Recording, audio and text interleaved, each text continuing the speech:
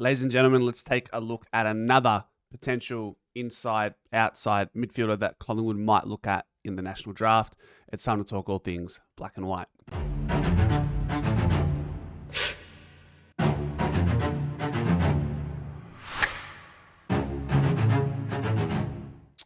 Ladies and gentlemen, this video is proudly sponsored by TS and our Neon, Melbourne's trusted signage specialists for commercial LED and neon signage. For more information, visit tslsigns.com. The link is in the description. They are family owned and service all of Victoria. Let's share the screen. All right, let's get this where it needs to be so I'm not hovering over. Okay. We are talking today about Sam Swadling, 189, which makes him, guys, 6'1", 6'2", midfield/forward from the Waffle, representing West Perth.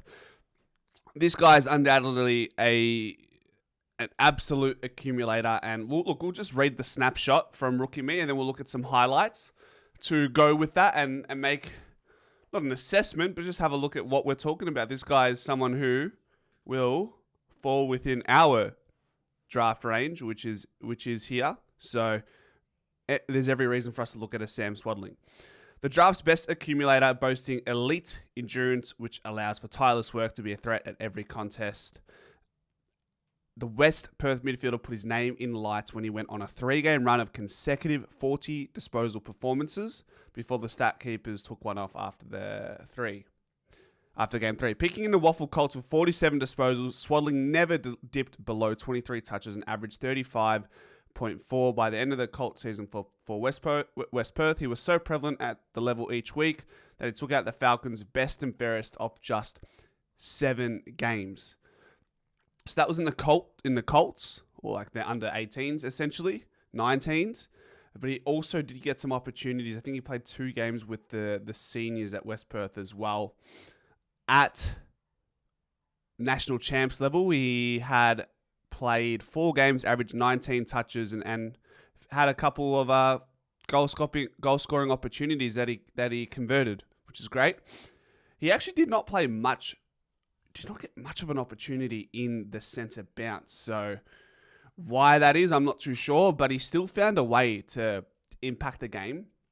And one of his weaknesses is said to be his ball use and impact per possession. But when we watch these highlights of him playing at national champs level, you ask the question, you go, oh, well, maybe yes, in games throughout the year over a longer period of time, his possession was poor. But when he was asked to lift to the standard of the competition he was up against, he seemed to match it. So we'll have a look and we'll just go from there, won't we? So let's click on this one. So this is the Allies versus Western Australia. Up in the ruck there against Waller. He's number 7.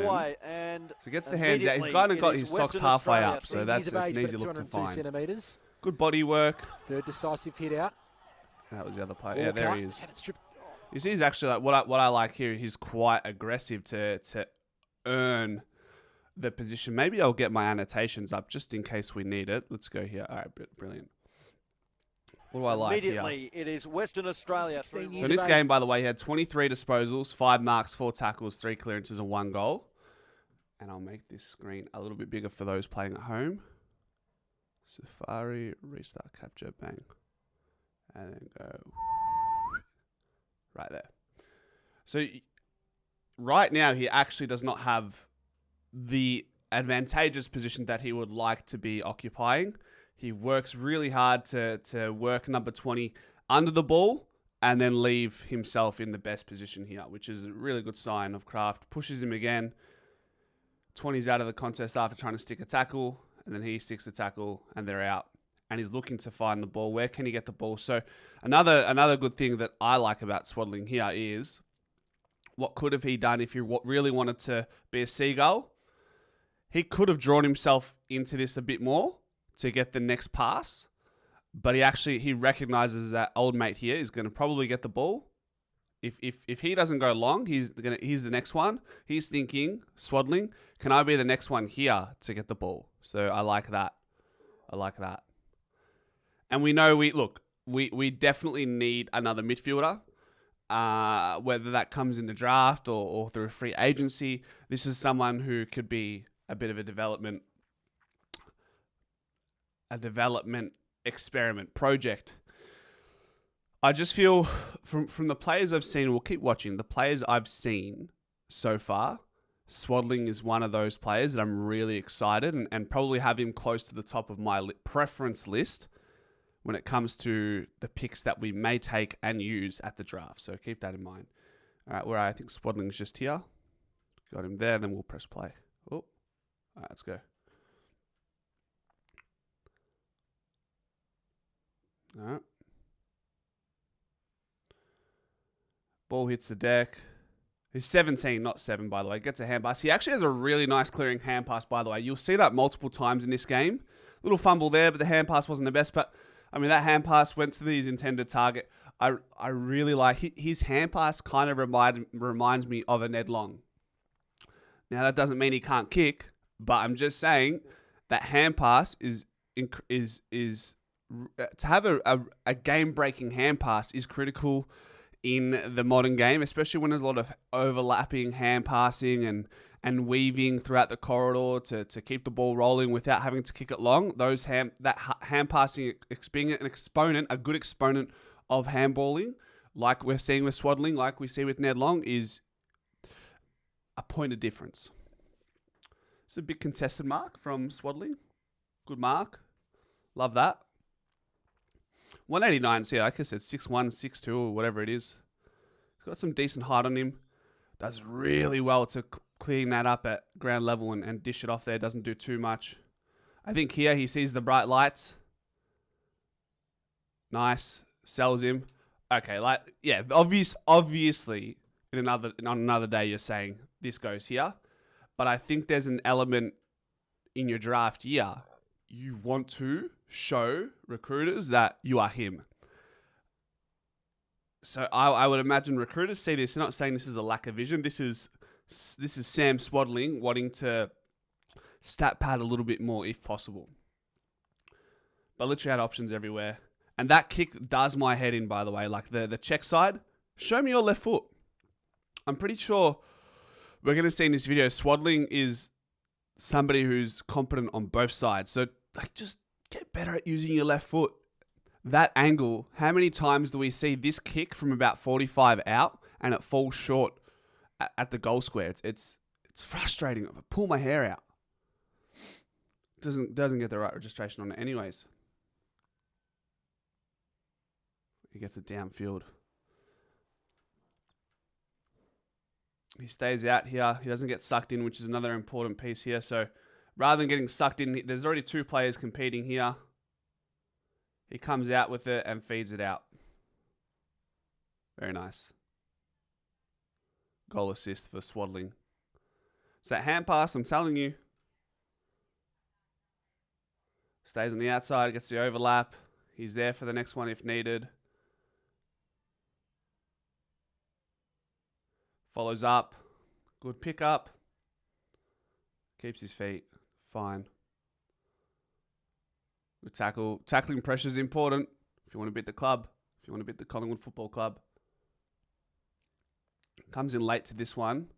So always playing as that +1. So he'll attend most of the around the ground stoppages. It's just the centre bounces where he wasn't able to have an impact because he just simply wasn't one of the three midfielders starting in the midfield.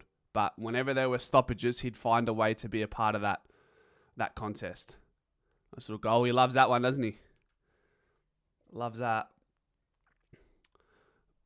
But yeah, I do like the look of this kid, I have to say. Works hard. Look at that, composed. Gets the hand pass out and breaks open the game. Severely underrated. Right idea was there. Got to his intended target eventually. Looking corridor, which is important. He goes for it. Does it come off? Not quite. But the idea was there.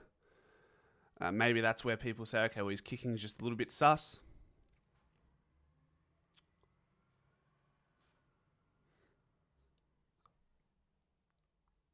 Fumbles that. Follows up. Tackle. Keep it coming. Stays on the outside. And they're off. So he's persistent, that's for sure. All right. Feeds his man, Rodriguez. I think that's Rodriguez, isn't it? Number 7. The 1-2 punch of Western Australia. Fred Rodriguez and Sam Swadling. Even though Swaddles didn't start in the midfield. Hand pass opens up the game. So maybe there is a piece of, well, that's a great kick, but there's a piece of he handballs more so he doesn't have to kick as much. But I feel like he's not over handballing, in my opinion. I'm not quite seeing the left foot that I was talking about either, by the way. I think it might have been another draftee that I was talking about, but you can see this guy late or halfway through the fourth, he's still running the game out pretty well.